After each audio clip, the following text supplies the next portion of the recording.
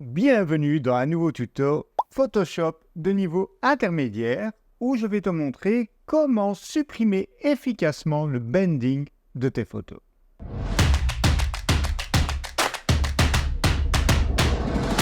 J'espère que tu passes de bonnes vacances ou que tu comptes en passer.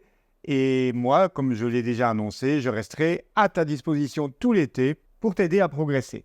Dans ce tuto, je vais te montrer comment résoudre le problème de bending. Alors, tout d'abord, qu'est-ce que c'est ce fameux bending? Eh bien, ce sont des cassures dans les dégradés. Si je te montre ici, par exemple, cette photo qui a été prise par Nathalie, membre de mes formations Photoshop et de ma communauté, connue sur les réseaux sociaux sous le nom de Lalimel, tu vois ici dans l'arrière-plan, on a ces bandes circulaires que je vais te mettre plus en évidence à l'aide d'une courbe, que je vais te mettre plus en évidence à l'aide d'une courbe où je réduis d'abord le contraste et puis une seconde courbe où je l'augmente.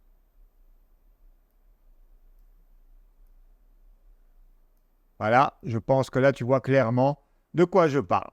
Avant, après, donc ce qui veut donc déjà dire aussi, et tu l'auras compris, qu'au plus tu vas manipuler ton image avec des courbes, des niveaux, etc., au plus tu vas introduire le risque de ce problème. Alors ici, il est déjà visible dans le fichier que Nathalie m'a envoyé, mais parfois il n'est pas visible dans ton Photoshop, mais il l'est bien quand tu postes ta photo sur Facebook.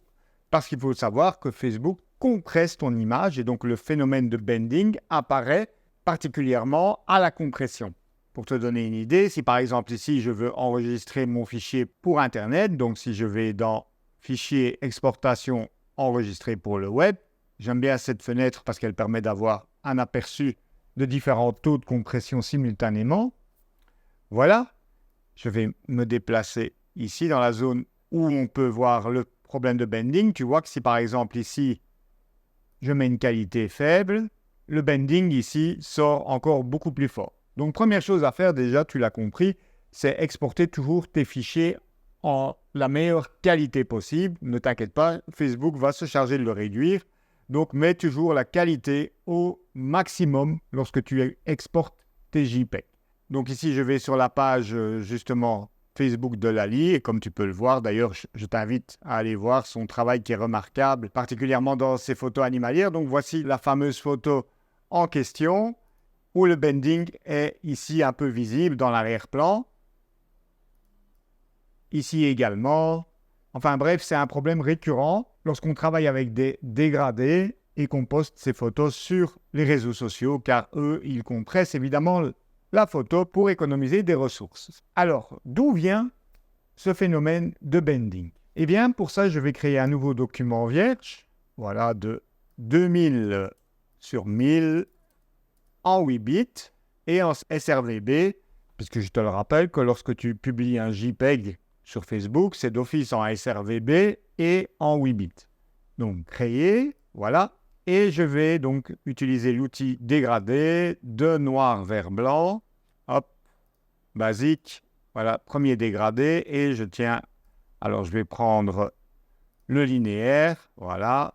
Et je tire un dégradé. Alors, est-ce que l'on voit ici du bending? Alors, je vais venir copier les deux courbes que j'ai créées dans l'autre document. Je les glisse donc sur l'autre document et je relâche et je les active. Et qu'est-ce que tu vois? Eh bien, ce phénomène de bending est bien présent.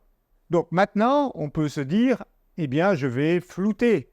Je vais flouter mon dégradé parce que ça va faire disparaître du coup les démarcations entre les différentes nuances. Eh bien, essayons, convertissons ce calque de dégradé en objet dynamique, comme ça on peut revenir sur les réglages du flou. Je vais dans Filtre, Flou et allons sur Flou gaussien. Voilà. Et je vais augmenter donc la valeur progressivement. Et qu'est-ce que tu vois? Eh bien, en fait, que le bending s'accentue. Donc, le flou gaussien, ici, ne va pas nous permettre de résoudre ce problème alors qu'on aurait pu le penser en toute logique. Eh bien, je vais te montrer une simple technique qui va te permettre donc de résoudre facilement ce problème. Comme je te l'ai dit, on est en 8 bits. Eh bien, si je convertis mon image en 16 bits, image, mode, 16 bits, boum, je te montre avant-après, commande Shift Z, tu vois, le bending a quasi disparu. Pourtant, en toute logique, on ne peut pas faire d'un âne un cheval de course, c'est-à-dire qu'une photo en 8 bits ne peut pas devenir une photo en 16 bits. Eh bien, il faut savoir que lorsque vous passez en mode 16 bits, les calculs que Photoshop va effectuer en arrière-plan pour afficher le rendu ou calculer les courbes, etc., vont être faits en 16 bits. C'est-à-dire qu'en 16 bits, vous avez 65 536 nuances par couche RVB contre 256 par couche en 8 bits. Donc vous voyez la différence en termes de précision des calculs et donc au final de rendu. Mais ok, ça fait disparaître le bending, mais lorsque vous allez exporter votre image en JPEG et la poster sur Facebook ou ailleurs, elle va être convertie en 8 bits. Eh bien, avant d'exporter ton image, crée une copie fusionnée, commande ou contrôle Alt Shift E, et repasse ton image en 8 bits, image mode 8 bits par couche.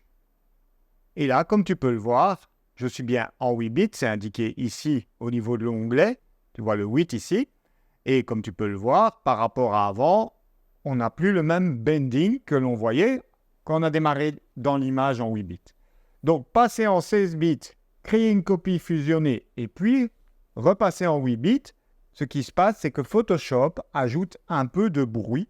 Alors, je ne sais pas si ici, on va le voir dans la vidéo à cause de la compression vidéo.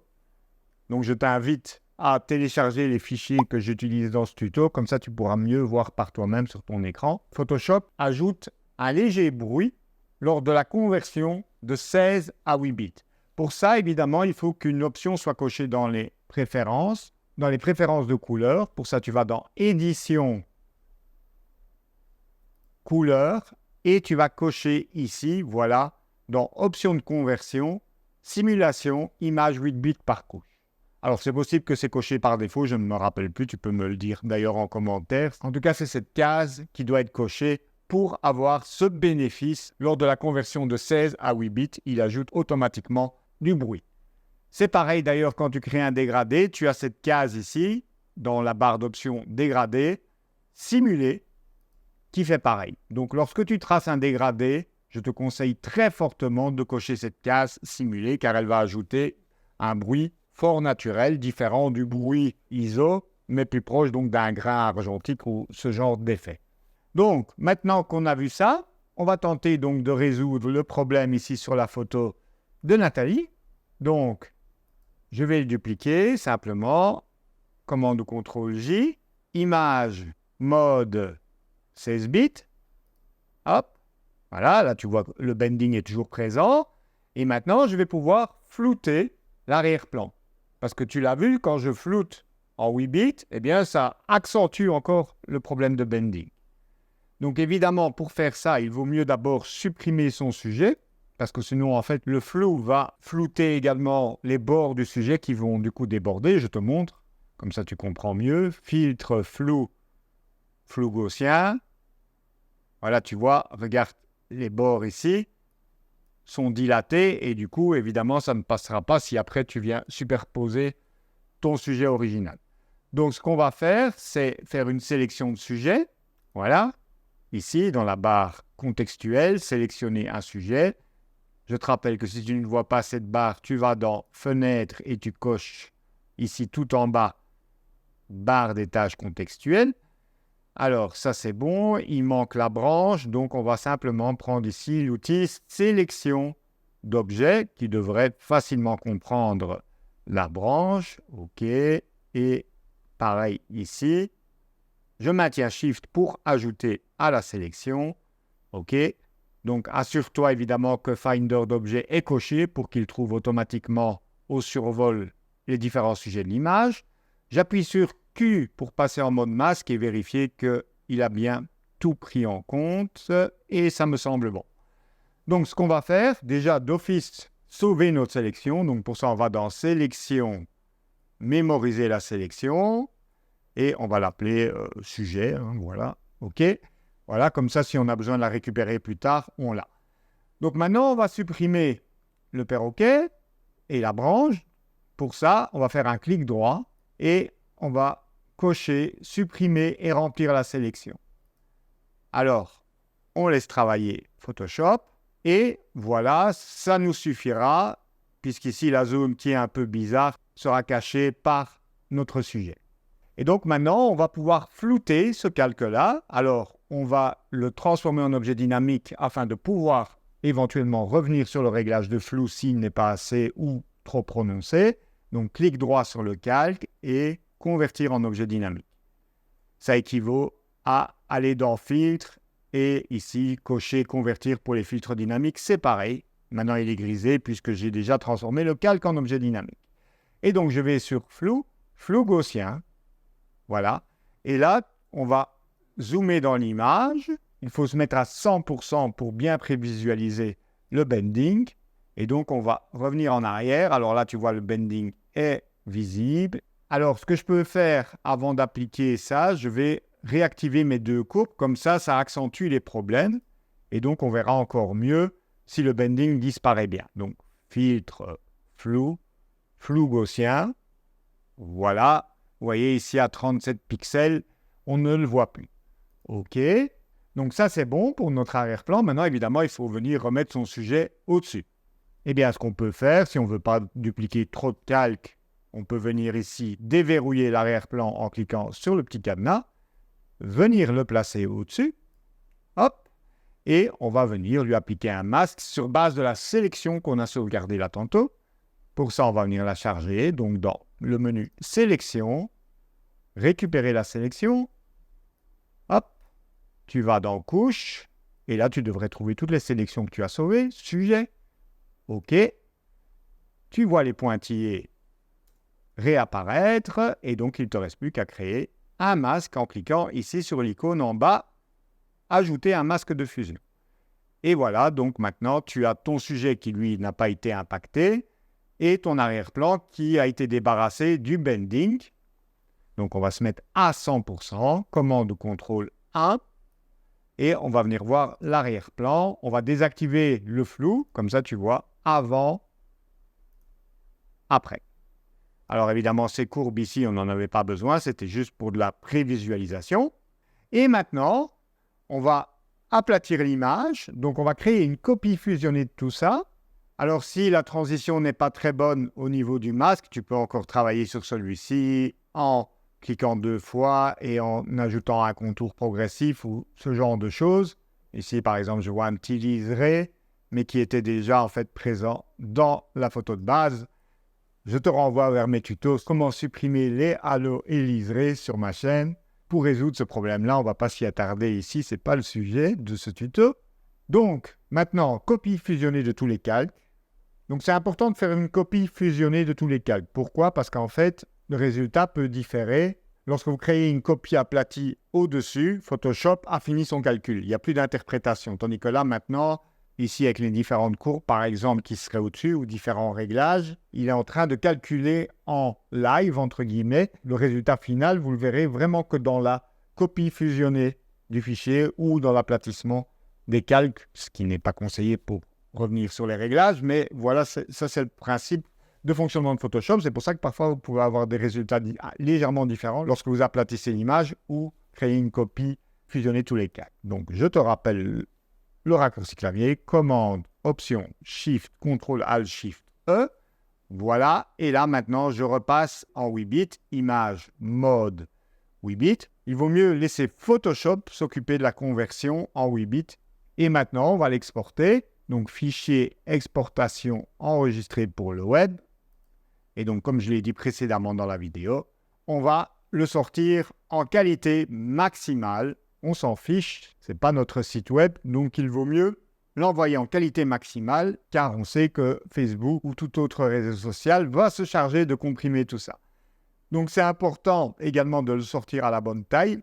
En 2024, au moment où je réalise cette vidéo, la taille recommandée, en tout cas sur Facebook, c'est 2024 pixels sur le bord le plus large. C'est-à-dire que du coup, il optimiserait la compression. Il faut faire évidemment des tests pour voir si c'est vrai, mais en tout cas, c'est ce qui est recommandé. Donc, on va suivre les recommandations. Enregistrer en JPEG, donc forcément. Et je vais la poster en tant que privé. Donc ça, c'est quelque chose que je fais tout le temps lorsque je veux vérifier le taux de compression. J'upload une vidéo, je change ici les paramètres de publication et je mets donc moi uniquement, puisque c'est pour des tests. Terminé. Et on va venir donc ajouter la photo avec le bending supprimé, ouvrir, voilà, publier, et on va venir cliquer ici. On va passer en plein écran et on va venir zoomer dans l'image. Et comme tu peux le voir, alors c'est possible que dans la vidéo, il ne faut pas oublier que YouTube compresse ses vidéos et donc peut réintroduire des problèmes de bending. C'est pour ça que je t'invite à télécharger les fichiers sources qui sont disponibles ici en description de la vidéo pour que tu puisses mieux te rendre compte par toi-même. Mais je peux t'assurer qu'ici, il y a zéro bending. Donc, mission accomplie. Donc, pour récapituler, on va revenir dans l'historique. Voilà. Donc, j'ai créé 2 courbes simplement pour mettre plus en évidence le problème de bending. Tu peux effectuer la même chose avec une courbe de solarisation. Ça fonctionne aussi très bien. Donc, je te renvoie vers mon tuto sur ce sujet-là également. Donc, tu vas dupliquer le calque d'arrière-plan. Tu vas passer ton image en 16 bits. Alors, si tu travaillais déjà en 16 bits à la base, c'est très bien. C'est mieux, d'ailleurs. Mais n'oublie pas ensuite, avant d'exporter ton image, de la convertir en 8 bits. J'ai sélectionné le sujet à l'aide de sélection du sujet et d'objet. J'ai vérifié ma sélection en activant le mode masque, en appuyant donc sur Q, que j'ai désactivé ensuite. J'ai mémorisé ma sélection pour pouvoir la recharger par après. Et ensuite, j'ai fait un clic droit sur la sélection, supprimer et remplir la sélection, ce qui fonctionne en général assez bien. J'ai converti ce calque désormais vide en objet dynamique pour pouvoir lui appliquer un flou gaussien. Je te rappelle que je n'ai pas appliqué donc le flou gaussien avec le sujet dans la photo parce que sinon le flou aurait également étalé le sujet et donc après quand tu viens superposer ton sujet original, eh bien on voit comme une sorte de flou, de halo autour du sujet. J'applique un flou gaussien de manière à faire disparaître le bending. Donc essaye de trouver la valeur juste dans laquelle tu vois que le bending disparaît. Pour ça, n'oublie pas de te mettre à au moins 100% de niveau de zoom, puisqu'en dessous, il peut y avoir ce qu'on appelle le faux bending, donc qui est dû à un défaut de prévisualisation de l'image lorsque le niveau de zoom est inférieur à un certain niveau. Ensuite, tu peux venir créer une copie du calque où il y a ton sujet, ou ça, comme je l'ai fait ici, déplacer l'arrière-plan au-dessus, et venir donc récupérer ta fameuse sélection, transformer cette sélection en masque de fusion et donc ensuite ajuster ton masque si besoin. Ensuite, créer une copie fusionnée de tous les calques avant d'exporter. Commande ou contrôle Alt-Shift-E. Et puis, aller reconvertir ton image en 8 bits. Image mode 8 bits par couche. Bien sûr, en ayant vérifié que dans édition couleur, tu es bien cette option simulation cochée. Voilà donc comment tu peux, après coup, rattraper un problème de bending dans une image qui est déjà en JPEG, par exemple.